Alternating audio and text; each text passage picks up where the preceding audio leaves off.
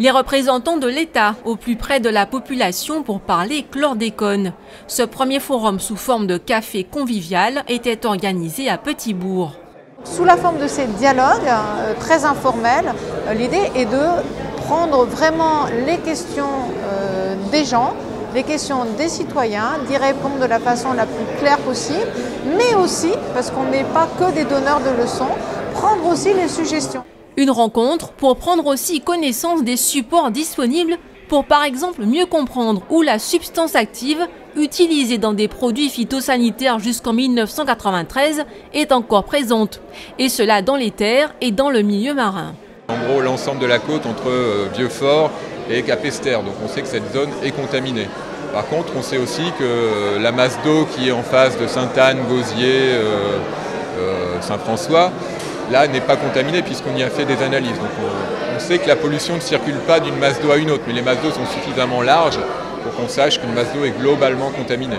Par exemple, sur la zone de Petit-Bourg, là où on est aujourd'hui, vous allez voir, il y a deux zones qui est très fortement polluées.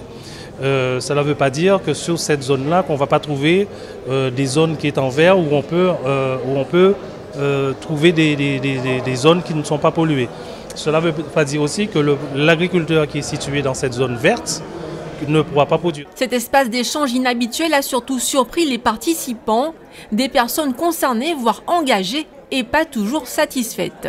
Je suis effectivement déçue de ce format dans la mesure où j'arrive, il y a très peu de personnes qui sont concernées par le sujet, en tout cas présentes sur le site. Et donc par conséquent, je ne comprends pas ce que moi-même quelque part je fais là. Parce que je me dis que la problématique du chlordécone est un sujet, est un dossier quand même d'importance, puisque il y a une plainte qui a été déposée il y a plus d'une dizaine d'années. Cette plainte a été déposée. Aujourd'hui, cette plainte n'a toujours pas été instruite. C'est vrai, très souvent, on a tendance à vouloir être dans une salle, assise, à ne pas poser des questions, à écouter.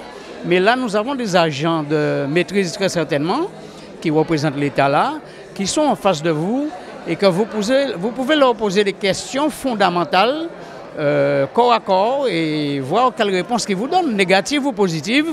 Cela est nécessaire. Et je pense que c'est un grand jour. Et pour moi, c'est favorable à la situation de la Guadeloupe aujourd'hui. La formule doit être reconduite dans d'autres communes.